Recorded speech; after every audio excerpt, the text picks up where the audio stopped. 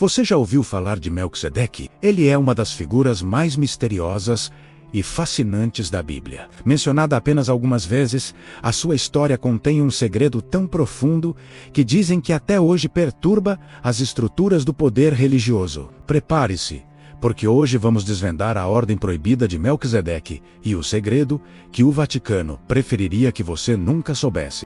Vamos voltar ao livro de Gênesis. Abraão, o pai das nações, retorna vitorioso de uma batalha. De repente, surge uma figura enigmática. Melquisedeque, rei de Salém e sacerdote do Deus Altíssimo. Ele abençoa Abraão e lhe oferece pão e vinho. Em troca, Abraão, o grande patriarca, lhe entrega o dízimo, 1/10 de tudo o que possuía. Pense bem nisso. Por que Abraão, que falou diretamente com Deus, se curvaria e pagaria tributo a este rei sacerdote? Quem era Melquisedeque para merecer tamanha honra? A Bíblia nos dá poucas pistas. Ele aparece sem genealogia, sem pai, sem mãe, sem começo nem fim de dias. É como se ele existisse fora do tempo. Salém, a cidade governada por Melquisedeque, é amplamente aceita como a antiga Jerusalém. O nome dele, Melquisedeque, significa rei da justiça. E como rei de Salém, que significa paz, ele era o rei da paz, rei da justiça e rei da paz. Sua familiar, essas são qualidades messiânicas, títulos frequentemente associados a Jesus Cristo e a oferenda de pão e vinho. É uma prefiguração impressionante da Santa Ceia, um dos sacramentos centrais do cristianismo. Tudo isso, séculos antes de Jesus nascer. É aqui que a história começa a ficar realmente intrigante. Depois de Gênesis, Melquisedeque desaparece por quase 1000 anos, até ser mencionado novamente no Salmo 110, um salmo messiânico. O versículo 4 diz: "O Senhor jurou e não se arrependerá.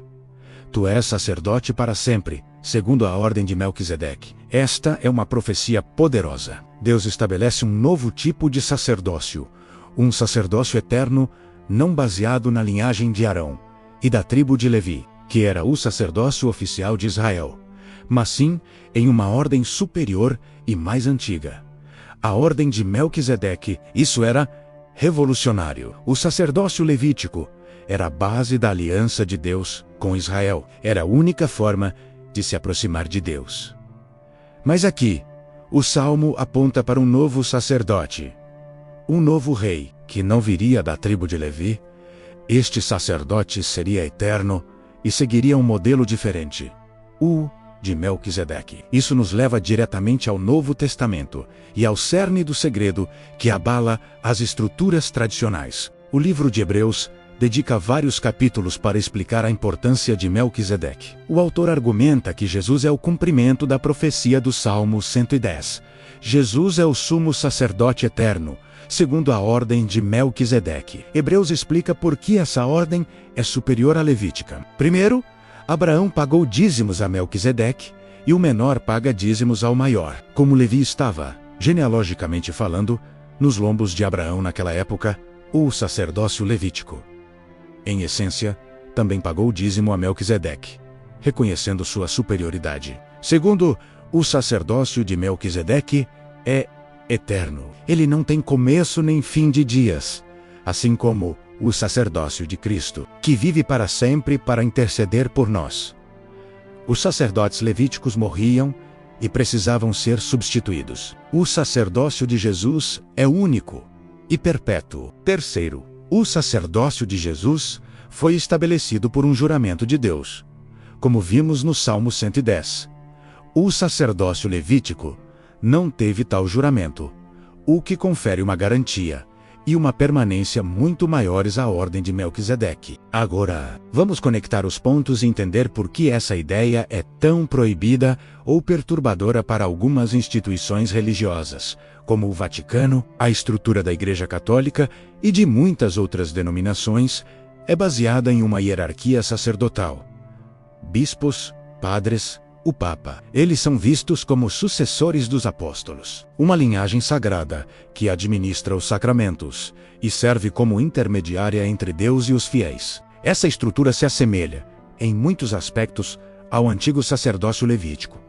uma classe especial de pessoas designadas para os deveres religiosos. No entanto, a doutrina do sacerdócio de Melquisedeque, aplicada a todos os crentes, desafia essa estrutura. Se Jesus é o único e eterno sumo sacerdote segundo a ordem de Melquisedeque, e se os crentes são agora um sacerdócio real, como afirma o apóstolo Pedro, isso significa que cada pessoa tem acesso direto a Deus através de Cristo. Não há mais necessidade de um intermediário humano ou de uma casta sacerdotal. Jesus é o único mediador. Essa ideia é conhecida como o sacerdócio de todos os crentes. Foi um dos pilares da Reforma Protestante, liderada por Martinho Lutero. Ele argumentou que a hierarquia da Igreja havia se tornado uma barreira, não uma ponte.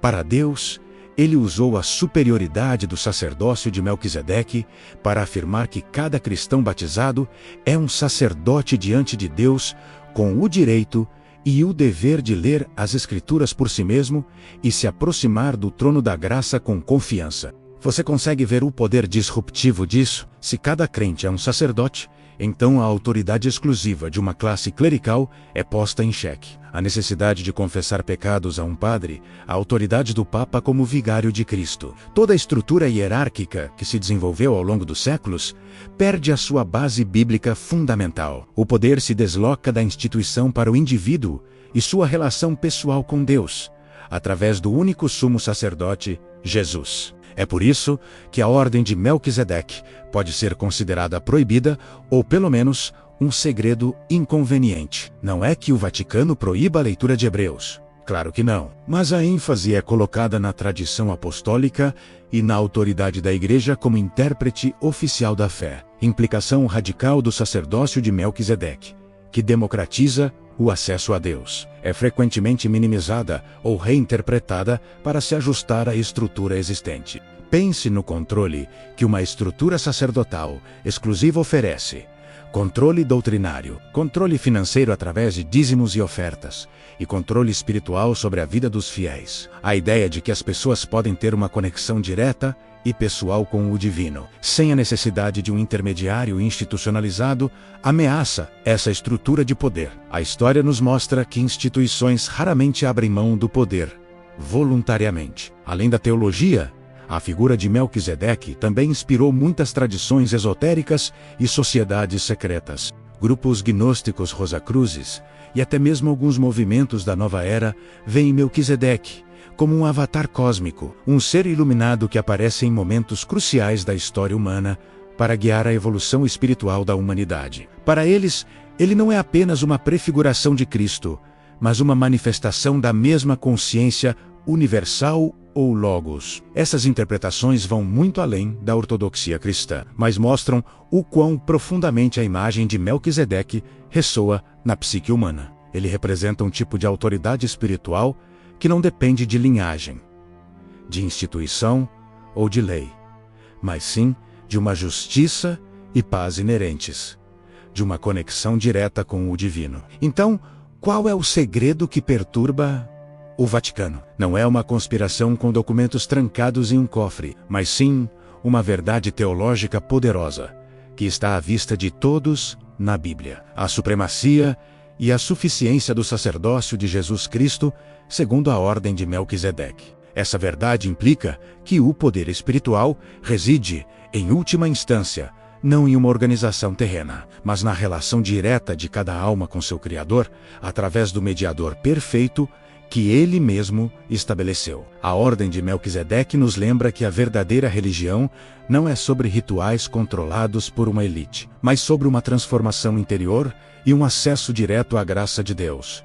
É uma mensagem de liberdade e empoderamento espiritual. Talvez o maior segredo seja que você não precisa de permissão de ninguém para se aproximar de Deus. Através de Cristo, o sacerdote eterno, o véu do templo foi rasgado e o caminho está aberto para todos.